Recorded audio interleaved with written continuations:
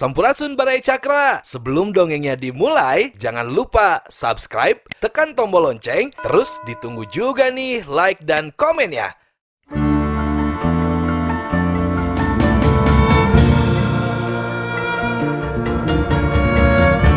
Baraya Cakra, parantos waktosna 80,5 FM Radio Cakra, midangkeun dongeng Sunda Dora-Dori.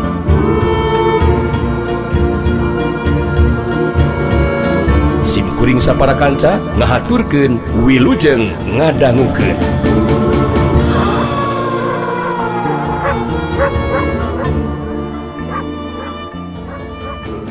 Si Jari Sakti jeung si Banteng Gulung katut ki Bajurawa harita geus kitu mah terus arinit rek lumampah mulang ka dusun Panembong. Geus kitu we diparengkeunana Jarasena si pedang tanpa wujud jeung manggali anu sarua ke lumampah reka Sumberlego Panamping.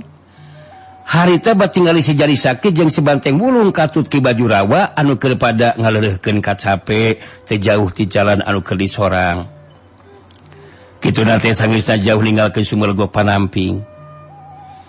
Manggali anu harita ngeureunkeun lengkahna dina jarak anu rada anggang. Bari merhatikeun kanu keur leureuh harita manggali nyarita ka Jarasena. Ahai. Sungguh kebetulan ya Malen Sena. Itu. Perhatikeun ku Den Sena. Tilu urang jalma nu keur leureuh. Mana?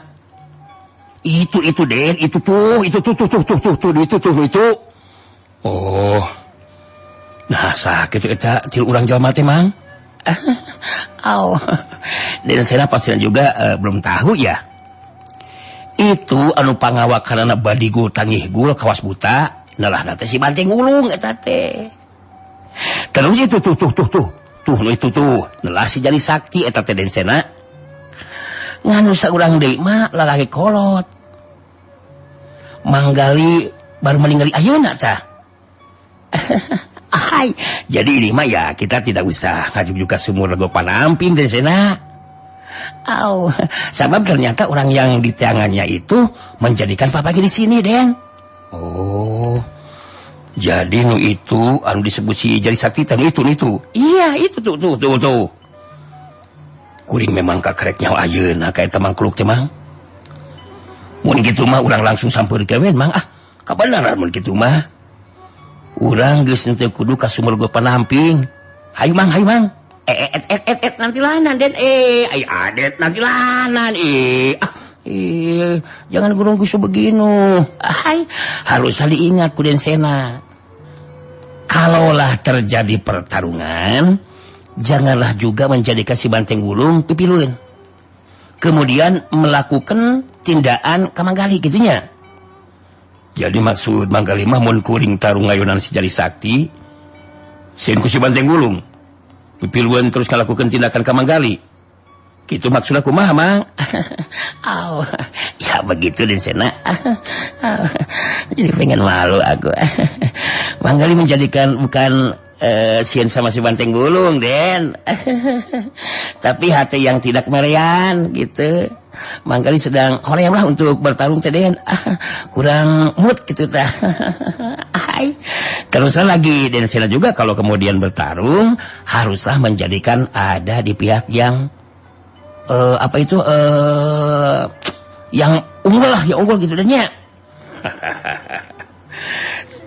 Si Jarasena pasti bakal unggul Manggali.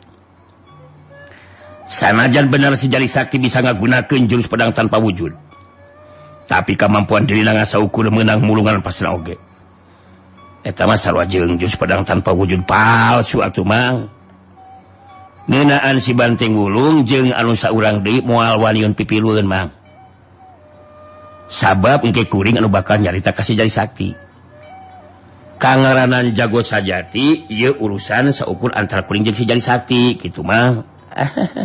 Ya manggali mengertos juga sih Den Sena. Terus begini ya. Naon deui atuh Mang, begini kumaha maksud manggali teh? Begini Den.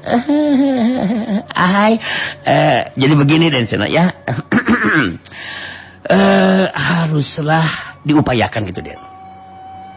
pertarungan jangan menjadikan lila-lila gitu dan sena ya sakedeung tapi munal hasilna gitu ya. Ya pokoknya sagancangnya lah. Itu si Jari Sakti dapat dirubuhkan oleh Sena gitu. Jangan sampai apa itu berlama-lama lah dia ngapain Den. Besigar teu percaya karena kemampuanku ring manggalima. Si Jarasena moal make kudu lila ngarubuhkeun si Jari Sakti mang. Geus teu kudu dicarita mang. Kuring geus sabar hayang gerak tarung jeung si Jari Sakti ye. Hayo mang. Iya siap Den 86. Itu si Jari Sakti. Aduh, jangan diberi ampun Den senanya. Jangan diberi ampun lah. Lenot kubrageun leyak bobokongna cekuk lah. Dipaenan saja sekalian Den ya, jangan diantepkeun. Jangan sampai dia itu banyak papolah gitu Den ya. Jarasena si pedang tanpa wujud jeung Manggali. Harita lalempang mulu ka tempat heureuna si Jari Sakti jeung si Banteng Wulung. Jarasena ngeureunkeun lengkahna bari ngararet ka Manggali terus nyarita. Manggali, dagor we di dieu mangnya. Cukup ngabadungan we kana kajadian nu bakal lumangsung. Teu kudu pipiriun mang. Perhatikeun kumaha ketak jeung tindakan si Jarasena mang. Menjadikan ngabadungan jadi wae gitu Manggali teh gitu Den. Iya bagus juga kalau begitu mah Den. Harus diomongkeun ka si Banteng Wulung dan yang seorang lagi Den. Jangan sampai apa itu pipiluan gitu ya. Sabab ini mah urusan Desena dengan si Jari Sakti. Manggali menjalankan diri banyaknya. Pengen membuktikan kehebatan Desena gitu. Curelat, silung, saragedag. Jarasena si pedang tanpa wujud harita mancuh dina tangtunganana dihareupeun si Jari Sakti jeung si Banteng Wulung katut ki baju rawa anu harita keur dariuk dihanapeun tatangkalan. Jarasena si pedang tanpa wujud neuteuk seukeut ka si Jari Sakti bari terus nyarita. Hei, Jari Sakti. Andika ulah ngerasa kaget Jari Sakti. Bisi hayang nyaho kuring Jarasena si pedang tanpa wujud. Ngahaja datangnya perikeun ka dieu, kabeneran panggih di dieu. Jadi kuring teu kudu datang ka sumur legok Panamping. Hasok nangtung ahli ka Jari Sakti. Si Jari Sakti rada kageteun oge. Sabab teu nyangka nu datang nyampeurkeun teh tetela Jarasena si pedang tanpa wujud. Anu pikeun si Jari Sakti mah memang boga pikiran hayang panggih jeung Jarasena anu geus tega binasa ka Birawa anu jadi guruna. Si Jari Sakti cengkat nangtung sedangkeun si Banteng Wulung langsung muralang bari nyarita. Wah, maneh teu boga kasopanan sia golobog. Datangan kang dieu langsungan ngomongan kang was kitu matut sia kurang ajar jangkar kahed. Dasar mangle jangrang Sena. Merek panggihan ngayuna langsungan anggapan musuh ka Kang Jari Sakti sia kolopog. Si Jari Sakti anu geus nangtung harita ngararet ka si Banteng Wulung bari nyarita. Ya urusan akang teh. Malah keur akang mah kabeneran ieu teh. Bisa tepung jeung Jarasena muridna Ki Birawa. Anu ajal binasa ku anu jadi muridna nyata Jarasena. Anu ayeuna aya di hareupeun urang. Anteng jeung Ki Bajo tetap tenang Teng, ke dia mah urusan akang. Si Jari Sakti geus nyarita kitu mah harita maju sababaraha lengkah ka hareup. Dua titeupan bantrok, dua jirim adu hareupan. Dina sikap anu tenang dibarengan ku kawaspadaan harita si Jari Sakti nyarita ditujukeun ka Jarasena si pedang tanpa wujud. Bagia Jarasena. Kuring si Jari Sakti tetal diparengkeun bisa tepung jeung Andika. Boga kana pamaksudan naon sabenerna pangarek nyusul ka sumur go Panamping dengan kuring teh. Coba jelaskeun Jarasena.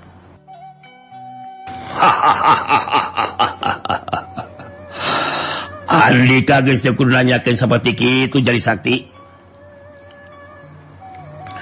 Sakuduna Andika geus ngarti naon sababna kuring hayang panggih jeung Andika. Sabab Andika geus lancang kurang ajar. Wani niru-niru ngagunakeun jurus pedang tanpa wujud. Ayeuna ku kuring bakal dibuktikeun tepikeun ka mana jurus pedang tanpa wujud palsu digunakeun ku Andika. Jadi mun kitu mah Jarasena geus nyaho. Kuring boga kemampuan ngagunakeun jurus pedang tanpa wujud. Nya aya alusna atuh kitu mah Jarasena. Ngan mun Andika nyebutkeun kuring niru-niru atawa jurus nu digunakeun teh palsu. Eta tuduhan teh salah kasidah Jarasena. Sabab jurus pedang tanpa wujud anu digunakeun ku kuring memang asli. Memang asli ti Kibirawa anu ditandas ku Andika Jarasena. Jarasena si pedang tanpa wujud kerung. Rada kageteun oge ngadenga si Jari Sakti nyebutkeun Kibirawa, malah nyahaweun mun Kibirawa dibinasa ku manehna. Jarasena neuteub seukeut ka si Jari Sakti beretus carita. Teu kudu ngarekat carita ahli ka Jari Sakti.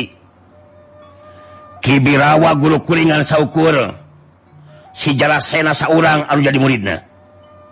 Teu kudu mamawa ngaran Kibirawa Jari Sakti. Kuring teu ngarekat carita Jarasena.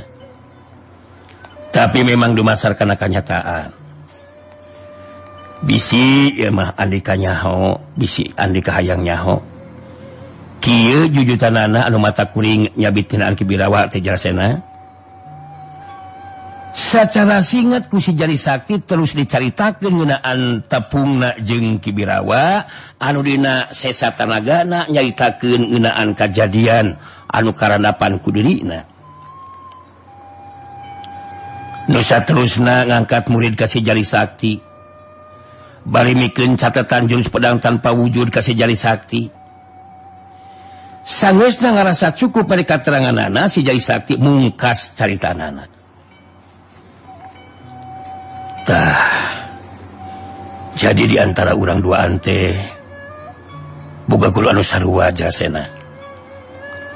Ngan anu jadi hanya kalkeun diri kuring mah kunaon Andika tega? Tega nanda sabinasa ka guru sorangan. Andika benar-benar geus salah lampah Jarasena. Menang katerangan anu saperti kitu ti si Jari Sakti harita Jarasena si pedang tanpa wujud kageteun oge. Rada ngegeter oge hatena sabab jurus pedang tanpa wujud anu digunakeun ku si Jari Sakti tetela lain niru-niru atawa jurus pedang tanpa wujud anu palsu. Tapi Jarasena jadi tambah penasaran hayang ngabuktikeun kemampuan si Jari Sakti. Keur nutupan rasa kakagetna harita Jarasena nyarita di barung jeung seuri. Lain kong nyebutkeun geus salah lampah sagarupa Jari Sakti. Memangna ilaing sorangan. Geus bener kitu laku lampah teh ha? Talajak ilaing ge naon bedana jeung dewek. Geus boga pamajikan masih ngeukehan mika hayang ka wanojak geulis anu sejen. Ditolak kala katus nanda sabapana si Wanoja. Nepikeun katus ini taun-talunta ta si Wanoja teh bakat ku embung dikawin ku ilaing Jari Sakti. Nah kasu bener jalma anu tina kala kawas kitu patut ha? Mikir atuh sia teh oi. Si Jari Sakti kerung puguh teu ngarti kana maksud caritana Jarasena. Sedengkeun si Banteng Wulung harita ngajurung Gunung Nangtung puguh amakeun ngadengi caritan Jarasena anu nuduh teu puguh ka si Jari Sakti. Wah. Manengan tong ngomongan kang mana karep sia, urang ajar. Nuduhan ngaluh henteu muguhan sia. Surua ngejeng hinaan ka si Kang Jari Saktian sakurang ajar. Teu boga ngidegoh pisan ca ngomong teh, kolopok sia. ngacan nyaho ngebekan urang sia kurang ajar. Gentong diantep jelema anu kitu ngacut mah Kang Jangri. Gebrok Kang Jangri ruman dah. Mudu dinindak kita mah Kang Jangri. Tong dingancapkeun. Si Jari Sakti nyelang ngaradet sakedeung bari mere isarah ku leungeunna sangkan si Banteng Wulung tetep tenang bisa nahan diri. Jarasena si Bedang tanpa wujud anu harita nyarita deui. Jadi antara dewek jeung ilaing sarua pada geus salah lampah Jai Sakti. Geus teu kudu adu catur ayeuna mah Jai Sakti. Mun bener ilaing boga kamampuan ngagunakeun jurus pedang tanpa wujud, coba buktikeun. Urang tarung izin jeung si Jarasena. Tarung secara jago sajati. Batur ilaing duaan montong pipilueun. Itu si manggali batu dewek teh moal molek pipilueun. Anu izin jajaten cukup dewek jeung ilaing Jari Sakti. Si Jari Sakti anu satadina mah boga karep hayang ngageuing pikir ngahudang rasa kasadaran Jarasena. Tapi ningali kana sikap jeung ngadenge kana carita nu saperti kitu, harita si Jari Sakti geus bisa ngarti. Dirina kudu narima tang-tangan Jarasena pikeun ijen jajaten. Si Jari Sakti netep ka Jarasena si pedang tanpa wujud terus nyarita. Jadi maksud Jarasena mah yang ngabuktikeun kemampuan kuring. Bener jeung henteu mampu ngagunakeun jurus pedang tanpa wujud beunanya. Ya, mun kitu karep jeung Kahayang Andika, taya bayana Jarasena. Kuring narima kana eta tang-tangan Andika Jarasena. Batur kuring anduaan si Banteng Wulung jeung Ki Bajurawa. Dijamin moal rek pipiruan kana ieu urusan Jarasena. Kukuring bakal dibuktikeun jurus pedang tanpa wujud nu digunakeun kukuring lain jurus tanpa wujud anu palsu Jarasena. Yeah.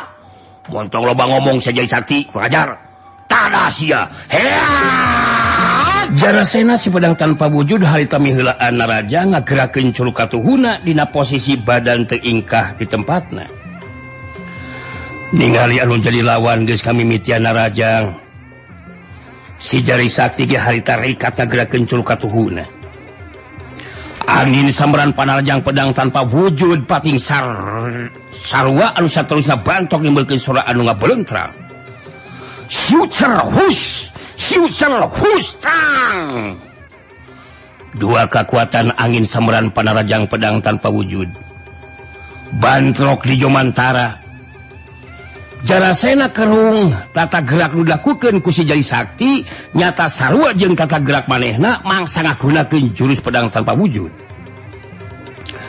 Jarasena ngahulang sakedeung bari ngomong di lajur hatena.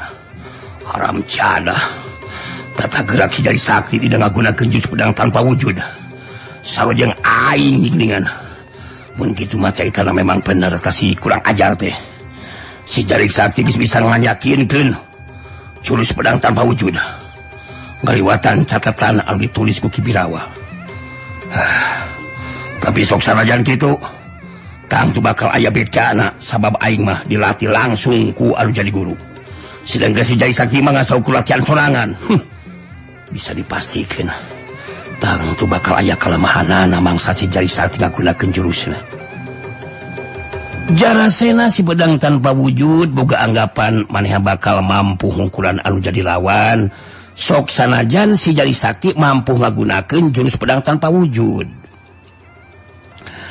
Jarasena memang teu nyahoeun mun si Jari Sakti kakuatan tenaga lapisanana geus leuwih ngaronjat. Sangeusna ngalatih tenaga lapisan diuksila dina luhur batu kumala putih. Harita Jarasena pikeun nutupan rasa kakagetna. Terus nyarita kasih Jari Sakti bari sayaga diri pikeun neruskeun tarungna. Lumayan oge kemampuan ilaing Jari Sakti. Tapi kemampuan ngagunakeun jurus pedang tanpa wujud ilaing jeung si Jarasena tangtu bakal beda oi. Sabab dewek dilatih langsung ku anu jadi guru nyata Ki Birawa. Urang teruskeun Jari Sakti. Urang teruskeun ieu tarung. Tada sakurang ajar. Hea! Jarasena ngagerakeun di culuk katuhuna 2 kali. Dua angin sameran pedang tanpa wujud silih susul ngarah karena anggota badan lawan. Oro kaya si Jari Sakti ge teu kapalingan gerak harita ngagerakeun culukatuhuna 2 kali. Antukna 2 angin sameran panarajang anu datang narajang. Jeung 2 angin sameran panarajang anu ngahadang bantok deui bae di Jomantara. Siuster hustang. Jarasena jadi beki tambah penasaran. 2 kali hak narajang di 2 nana bisa dibendung ku anu jadi lawan.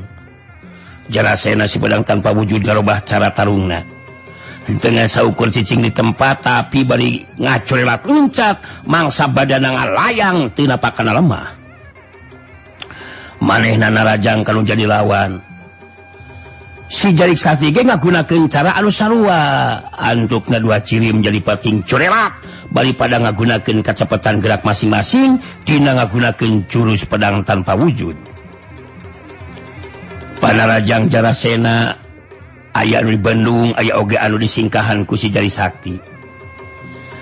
Waktu si Jari Sakti kagiliran narajang harita Jarasena ge sarua. Narajang ka si Jari Sakti aya anu disingkahan, aya oge anu di Bandung. Jeung matak aneh dina mangsa ting corelatna 2 jirim anu sarua pada ngagunakeun jurus pedang tanpa wujud. Satiap angin sameran panarajang pedang tanpa wujud bantrok dimulkeun sora adu ngapeulentrang.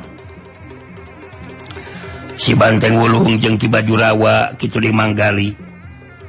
Harita pada musirkeun perhatianana kana lumangsungna eta tarung. Kacepetan gerak anu dumasar karena kemampuan ilmu panginting badan kawilang meh saimbang. Penang disebutkan beda salapis ipis. Ilmu panginting badan si Jari Sakti lebih punjul. Tapi anu jadi kaget ke Jarasena mah kekuatan tenaga lapisan si Jari Sakti. Setiap angin sameran panarajang pedang tanpa wujud digunakeun ku manehna dipendung ku si Jari Sakti.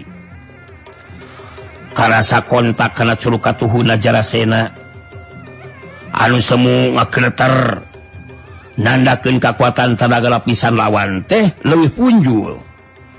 Curelat siut ser wush curelat tang tang tang tang curelat cung cung cung.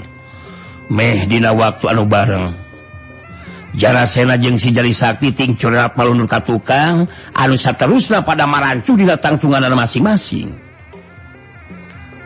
Jarasena si pedang tanpa wujud harita ngatureng hapan napasna. Merhatikeun anu jadi lawan bari ngupat dina jero hatena. Edan si Jari Sakti nyata bisa ngimbangan satiap panarajang aing si kurang ajar teh.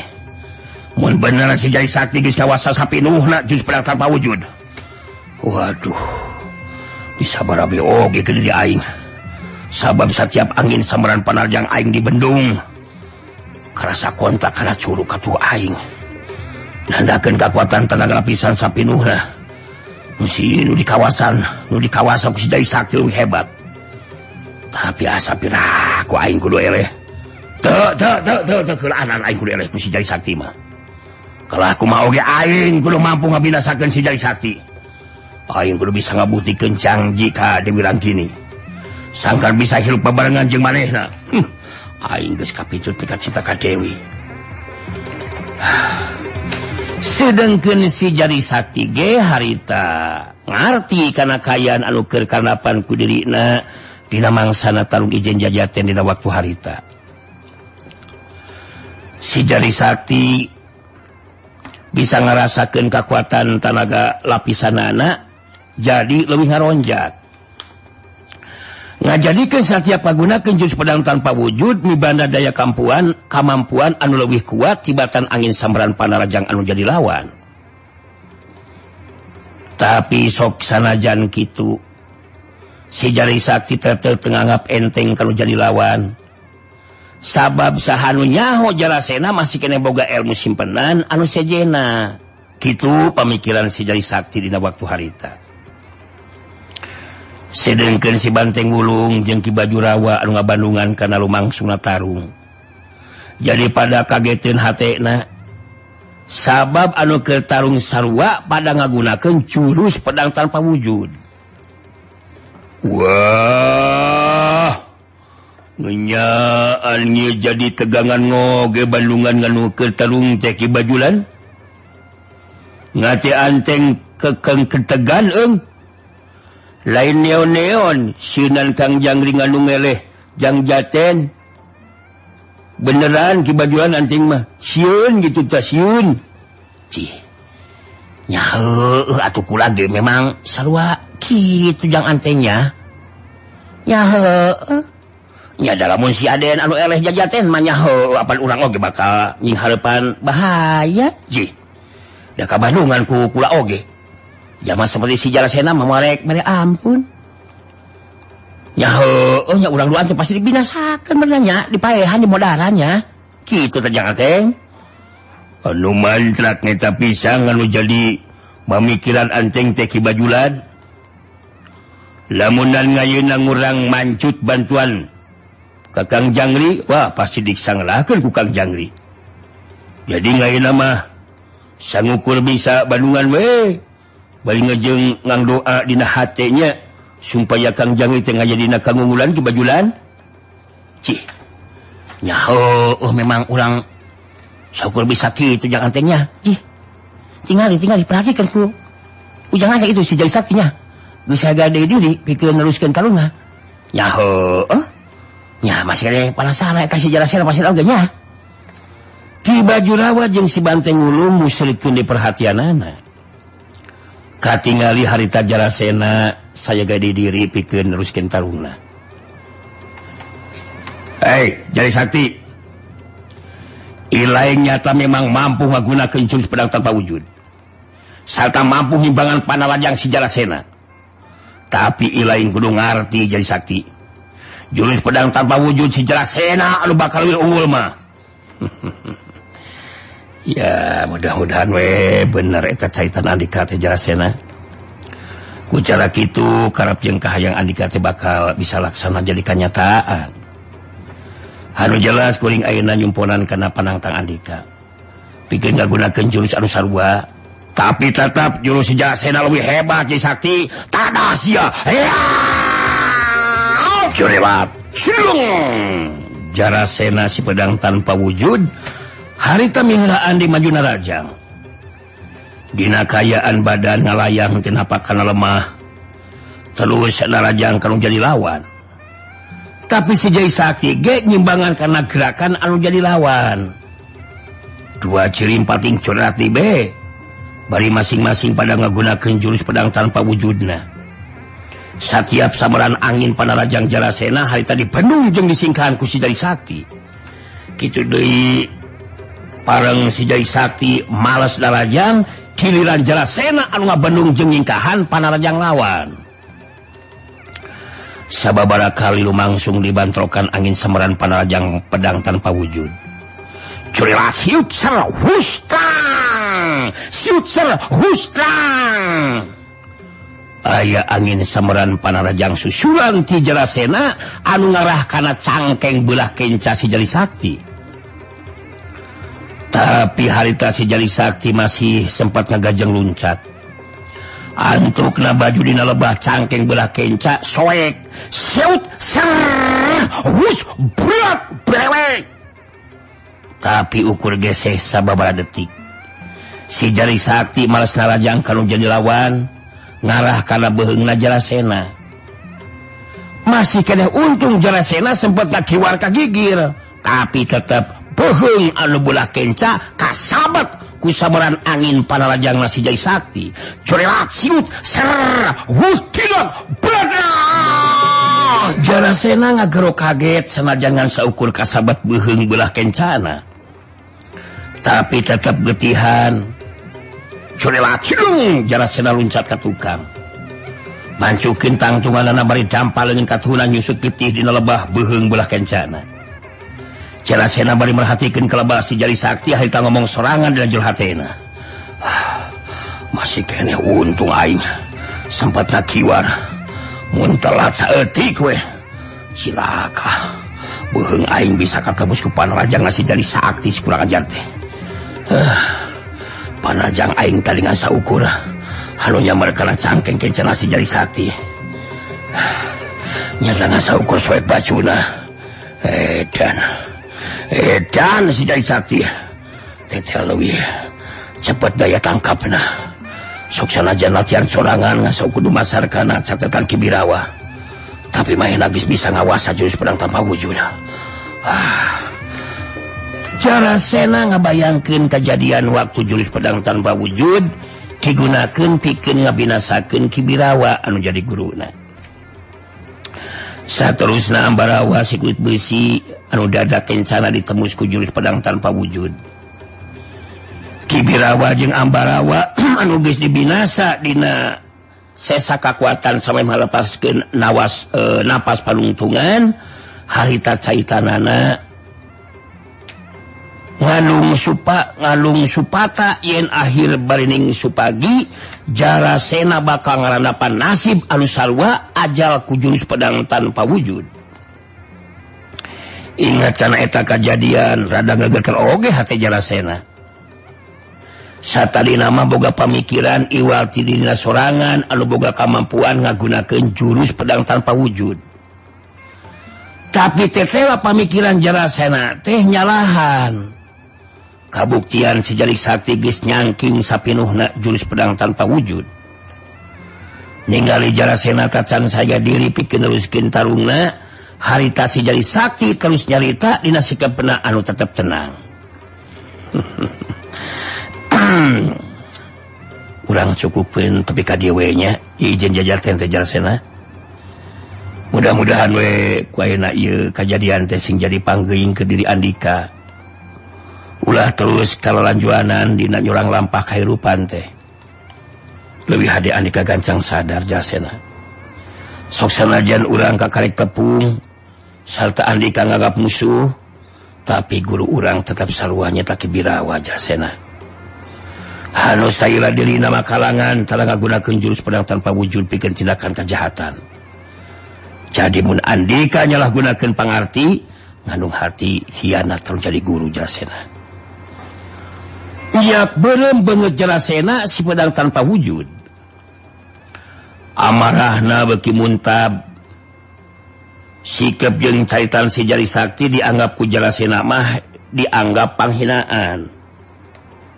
Sabab secara langsung sarua jeung itah eureun tarung ka manehna sabab moal mampu ngungkulan anu jadi lawan. Ilaing montong boga anggapan si Jarasena moal mampu merenan lawan sabedah ilaing boga kemampuan jurus pedang tanpa wujud Jari Sakti. Si Jarasena geus leuwih ti heula ngayakinkeun jurus pedang tanpa wujud. Sarta dilatih langsung ku jadi guru. Ilaing ngimpi mun boga pamikiran bakal mampu ngungkulan si Jarasena mah. Urang teruskeun tarungna Jari Sakti. Geura sajaga diri pikeun imbangan jurus panutup pedang tanpa wujud. Jarasena si pedang tanpa wujud anu boga karep hayang ngabinasakeun anu jadi lawan. Harita nangtukeun sikapna pikeun ngagunakeun jurus panutup pedang tanpa wujud. Si Jari Sakti rada kageteun oge ngadenge Jarasena bakal ngagunakeun jurus panutup. Mun henteu ngimbangan lawan sarua ngagunakeun jurus panutup. Bisa dipastikan bakal kadese ku Jarasena, tapi mun kudu ngagunakeun jurus panutup, tangtu Jarasena nu bakal kadese sabab kakuatan tenaga lapisan lawan moal mampu ngimbangan kakuatan tenaga lapisan anu geus leuwih ngaronjak hasil latihan waktu keur aya di guha Sumur Lego Panamping.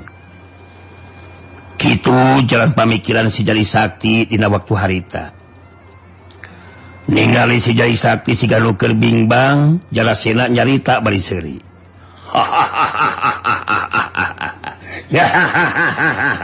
Ilaing pasina oge bingung Jari Sakti. Sabab ilaing can tepi kana tahapan jurus panutup pedang tanpa wujudnya. Sahebatna latihan sorangan moal bisa leuwih hebat ti si Jarasena. Anu dilatih langsung ku anu jadi guru Jari Sakti. Ilaing montong kaduhung sa Jari Sakti. Montong kaduhung sa kurang ajar. Sakedeung deui jurus panutup pedang tanpa wujud. Bakal namateun di wajah hirup si laing sa Jari Sakti. Kuring sabenerna mah teu boga tekad binasa ka Andika Jarasena. Tapi dina kaya anu saperti kieu kuring memang kudu ngabela diri. kapaksa kuring ge kudu ngagunakeun jurus panutup pedang tanpa wujud. Ulang buktikeun mampu henteu na ilegal gunakeun jurus panutup bisa jadi sakti kurang ajar. Jarasena ngangkat curug katuhuna sajajar jeung sirah. Anu saterusna muterkeun curug katuhuna anu ngagreter.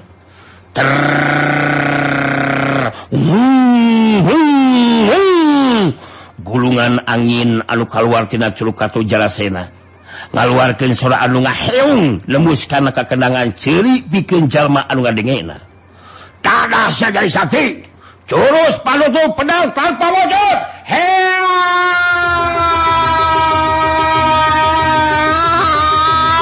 Si Jarik Sakti ge harita rikat ngalakukeun gerakan anu sarua ngagunakeun jurus pedang tanpa wujud.